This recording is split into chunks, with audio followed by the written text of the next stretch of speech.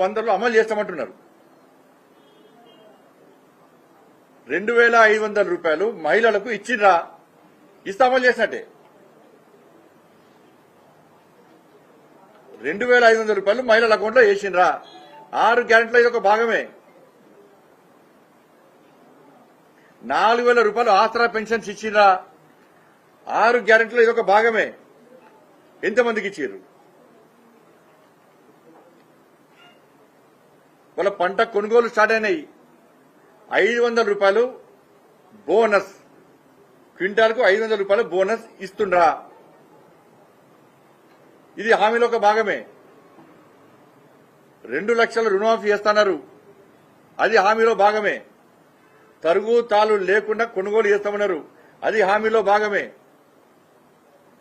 కౌలు రైతులకు 15,000 రూపాయలు రైతు భరోసా ఇస్తున్నారు, అది 6 గ్యారెంటీలో భాగమే. రైతు కూలీలకు 12,000 రూపాయలు ఇస్తున్నారు, 6 గ్యారెంటీలో భాగమే. పంటల బీమా పథకాన్ని అమలు చేస్తున్నారు, హామీలో భాగమే. 5 లక్షల రూపాయలు ఇల్లు జాగాలు ఇళ్లకు ఇస్తున్నారు, 6 గ్యారెంటీలో భాగమే. విద్యార్థులకు 5 లక్షల భరోసా కార్డు ఇస్తున్నారు, 6 గ్యారెంటీలో భాగమే.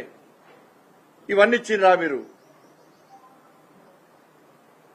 ఇవి 6 గ్యారెంటీలో భాగం కాదా? మీరు ఇచ్చిన హామీలో ఇవి లేవా?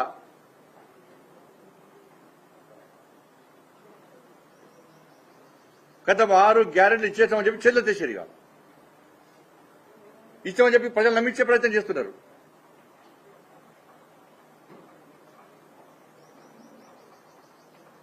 ఇవాళ బీఆర్ఎస్ పార్టీ ఏ రోజు కూడా అసెంబ్లీలో 6 గ్యారెంటీల విషయంలో కాంగ్రెస్ పార్టీని నిలదీయలేకపోయింది. మీరు అసెంబ్లీ మొత్తం చూడండి, 6 గ్యారెంటీల గురించి బీఆర్ఎస్ పార్టీ ఎక్కడ మాట్లాడలే. ఈ 2 పార్టీల అండర్స్టాండింగ్, ఈ 2 పార్టీల లోపాయికార ఒప్పందం. మేము కాళేశ్వరం గురించి మాట్లాడతాం కానీ ఏం అరెస్ట్ చేయం, మీరు కృష్ణా గురించి మాట్లాడండి కానీ 6 గ్యారెంటీ ప్రస్తావన చేయకండి అని అండర్స్టాండింగ్. మరి కాళేశ్వరం విషయంలో ఇలా కాంగ్రెస్ పార్టీకి డ్యామేజే అది. పాపం వాళ్ళ పార్టీ నాయకులు గుర్తిస్తలేరు. ఇలా కేసీఆర్ కు కాంగ్రెస్ పార్టీ ఆరోపణలు అడ్వాంటేజ్ గా మారినాయి. దాన్ని అవకాశంగా కేసీఆర్ తీసుకుంటున్నాడు ఇలా. ఎందుకంటే కాళేశ్వరం విషయంలో కాంగ్రెస్ పార్టీ విచారణ జరిపింది, విజిలెన్స్ రిపోర్ట్ వచ్చింది, national dam safety authority report ఇచ్చింది. ఇలా మంత్రులు వేయరు, ముఖ్యమంత్రి గారు వేయరు. కాళేశ్వరంలో అక్రమాలు జరిగాయని చెప్పి వీళ్ళు గుర్తించారు కానీ ఏం క్రిమినల్ యాక్షన్ తీసుకుంటలేరు. కేసీఆర్ కుటుంబం మీద ఏం చర్యలు తీసుకుంటలేరు. కానీ బీఆర్ఎస్ పార్టీ ఏం చేస్తుంది? కాళేశ్వరంలో ఏం అక్రమాలు జరగలే.